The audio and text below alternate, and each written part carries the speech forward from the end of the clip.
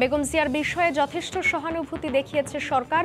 যুবলীগের প্রতিষ্ঠা বার্ষিকীতে প্রধানমন্ত্রী বললেন, এতিমের সম্পদ আত্মসাতের সময় মানবিকতা দেখাননি বিএনপি নেত্রী। মুরাদকাণ্ডে 2 বছর আগের ফোনালাপ ফাঁসের ক্লু খুঁজছে র্যাব। প্রয়োজনে মাহিকে জিজ্ঞাসাবাদ।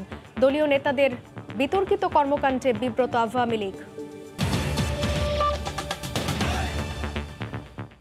সময় সংবাদের সঙ্গে আছি আমি জান্নাতুল সাদিয়া। প্রধানমন্ত্রী শেখ হাসিনা বলেছেন, বেগম খালেদা জিয়াকে বাসায় থেকে চিকিৎসা নেওয়ার সুযোগ দিয়ে সরকার যথেষ্ট সহানুভূতি দেখিয়েছে। দুপুরে যুবলীগের 49তম প্রতিষ্ঠা বার্ষিকীর অনুষ্ঠানে গণভবন থেকে ভার্চুয়ালি যুক্ত হয়ে কথা বলেন তিনি। এ সময় প্রধানমন্ত্রী আরও বলেন, এতিমের সম্পদ আত্মসাতের সময় মানবিকতা দেখাননি বিএনপি নেত্রী। এই কষ্টটা দেবার জন্যই তো খালেদা জিয়া 15 আগস্ট বা তার জন্মদিবস পালন করে।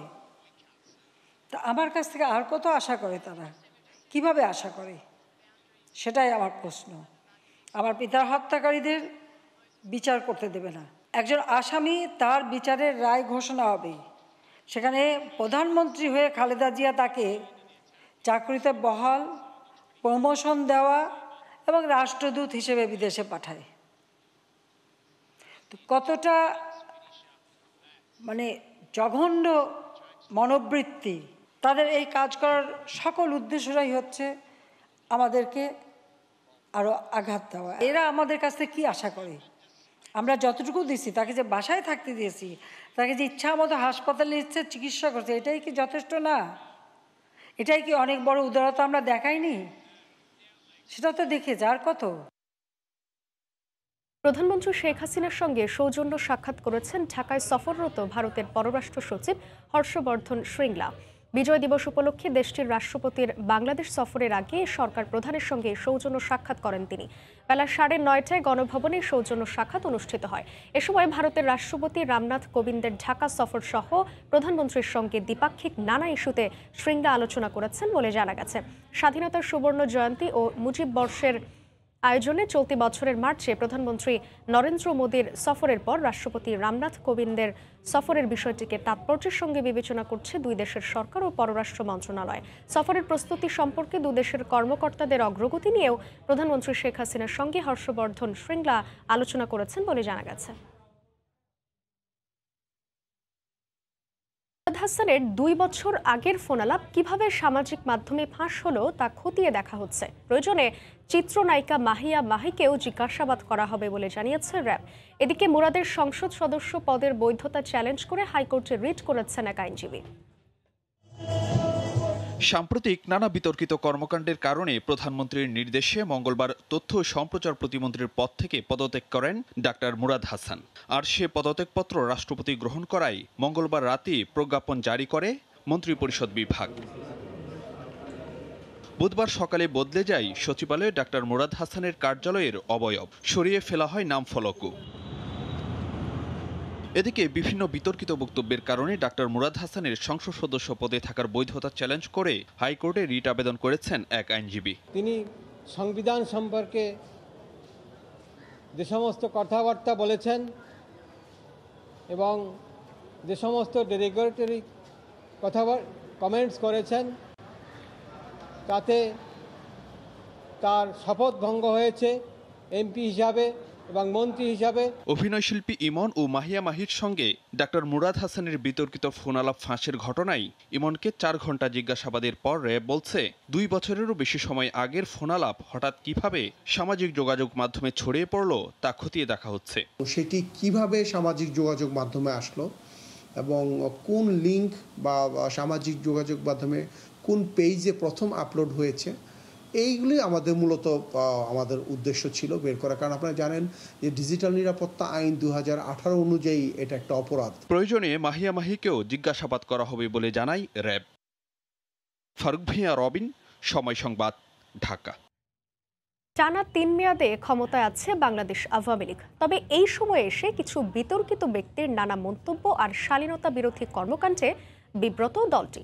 দলের নেতারা বলছেন, শৃঙ্খলা বিরোধী কাজ কিংবা নৈতিক স্খলন ঘটলে ছাড় দেয়া হয় না কাউকেই। যাদের বিরুদ্ধে অভিযোগ পাওয়া যায় প্রমাণ সাপেক্ষে নেওয়া হয় ব্যবস্থা। এক্ষেত্রে দল এবং সরকার বরাবরই কঠোর অবস্থানে। আফজাল হোসেনের রিপোর্ট। তাদের আওয়ামী লীগে উত্থান, মন্ত্রিসভায় ঠাঁই নেয়া। দলটির নেতারা বলছেন, দলের গঠনতন্ত্র বিরোধী কিংবা অসাংবিধানিক কোনো কাজ করলে যত বড় নেতাই হোক ছাড় পাবে না কেউ। দল বিরোধী, শৃঙ্খলা বিরোধী কাজ যদি কেউ করে অথবা তার আচার আচরণে দলের ভাবমূর্তি নষ্ট হয় অথবা দলের ভাবমূর্তি বিতর্কিত হয়, সেক্ষেত্রে তো যে করবে এই ধরনের কাজ তার সম্পর্কে সিদ্ধান্ত দলীয়ভাবে আসতেই পারে। দলটির আরেক নেতা বলছেন, দায়িত্বশীল পদে থেকে যারা মানুষকে হেয় করে, কুরুচিপূর্ণ কাজ ও মন্তব্য করে, তাদের ব্যাপারে নমনীয় হওয়ার কোনো সুযোগ নেই। এই দলের কোনো পদ পদবি থেকে কোনো অনৈতিক কাজ করে বা কুরুচিপূর্ণ কথাবার্তা বলে কেউ পার পাবে না। সে যে স্তরের যে মাপের নেতাই হোক না কেন, তার বিরুদ্ধে সঙ্গে সঙ্গে দলের থেকেও সাংগঠনিকভাবে তার বিরুদ্ধে ব্যবস্থা নেওয়া হবে। দুটি ঘটনার পরে নতুন করে আবার সকলেই ভাবনার বিষয়ে দাঁড়িয়েছে যে খুঁজে দেখার প্রয়োজন আছে যে অন্য দল থেকে আমাদের দলে এরকম কোনো ব্যক্তির অনুপ্রবেশ ঘটেছে কিনা। বিভিন্ন দল থেকে আওয়ামী লীগে যারা ঢুকেছেন তালিকা ধরে ধরে তাদের নজরদারিতে রাখা হচ্ছে বলেও জানান আওয়ামী লীগ নেতারা। আফজাল হোসেন, সময় সংবাদ, ঢাকা। 4 দিনের সফরে এখন চট্টগ্রামে মার্কিন নৌবাহিনীর যুদ্ধ জাহাজ টুলসা। দুপুরে বঙ্গোপসাগরের বহির্নোঙর থেকে বন্দরের 5 নম্বর জেটিতে নোঙর করে জাহাজটি। অংশ নেবে বাংলাদেশ যুক্তরাষ্ট্র যৌথ প্রশিক্ষণ ও মহড়ায়। এতে সুসম্পর্ক উন্নয়নের পাশাপাশি উভয় দেশের নৌবাহিনীর প্রযুক্তিগত সক্ষমতা বাড়বে বলে আশা সংশ্লিষ্টদের।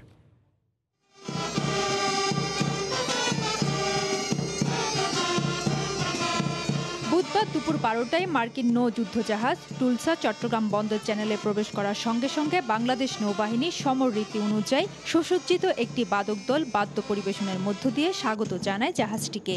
এই সময় জাহাজে দাঁড়িয়ে থাকা নৌ মার্কিন সেনারা অভিবাদন জানান।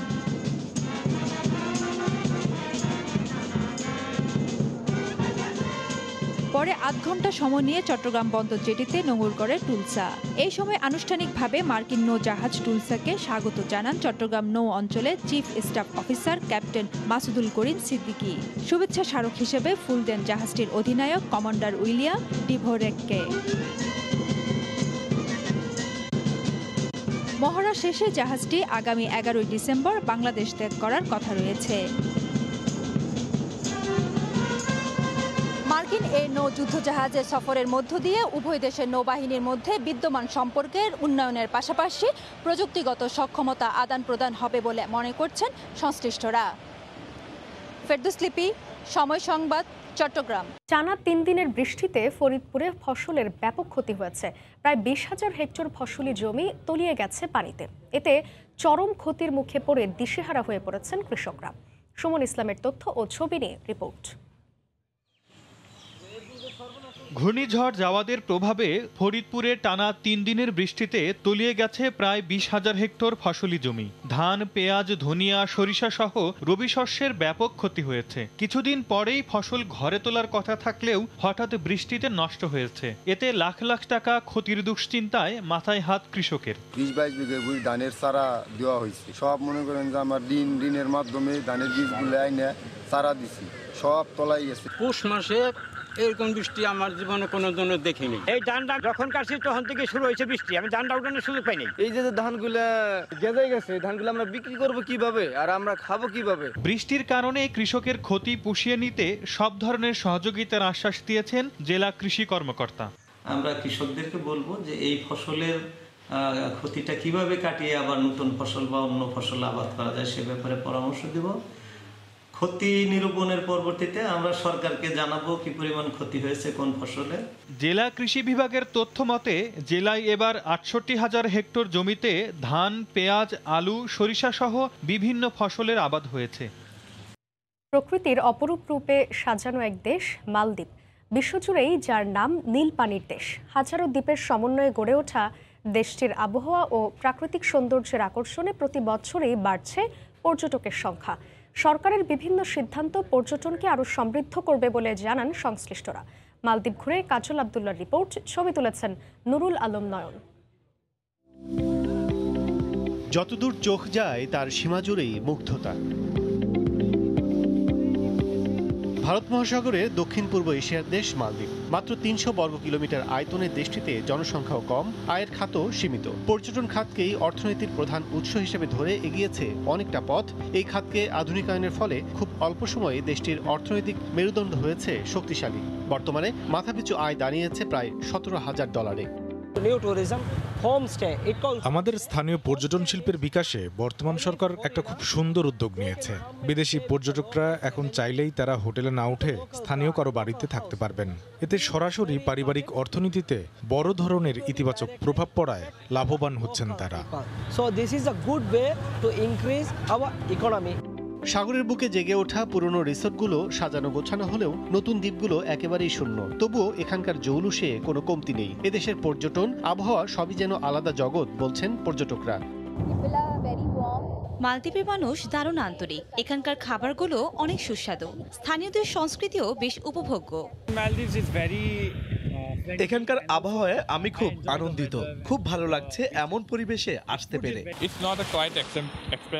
মালদ্বীপ অনেকটাই ব্যয়বহুল শহর, কিন্তু এদেশের সৌন্দর্য যে কাউকে মুগ্ধ করে। মালদ্বীপের চেয়ে বাংলাদেশের আয়তন 500 গুণ বড় হলেও পিছিয়ে পর্যটনে। এক্ষেত্রে সীমাবদ্ধতার কথা জানায় বাংলাদেশ হাই কমিশন। মালদ্বীপ থেকে আমাদের অনেক কিছু নেয়ার আছে, শিখার আছে। তারা যেই পর্যায়ে গিয়েছে সেই পর্যায়ে যেতে আমাদের আরো অনেক সময় লাগবে, মন মানসিকতার পরিবর্তন লাগবে। শতভাগ মুসলিম দেশ হলেও সব সংস্কৃতির মানুষের জন্য উন্মুক্ত এদেশের পর্যটন খাত। সদিচ্ছা আর পরিকল্পনার সুষ্ঠু বাস্তবায়নই একটি ছোট্ট আয়তনের দেশকেও যে অর্থনৈতিকভাবে এগিয়ে নিতে পারে তার বড় নজির সৃষ্টি করেছে মালদ্বীপ। সাগর পাড়ের অন্যান্য দেশও এই ক্ষুদ্র দেশ থেকে শিক্ষা নিয়ে তাদের পর্যটন খাতকে এগিয়ে নিতে পারে বলে মনে করছেন এখানে আগতরা। মালদ্বীপের সেন্ট আইল্যান্ড থেকে কাজল আব্দুল্লাহ, সময় সংবাদ। বিদেশের সম্পদ গড়ে তোলা আরও 8 বাংলাদেশের নাম প্রকাশ করেছে প্যান্ডোরা পেপারস।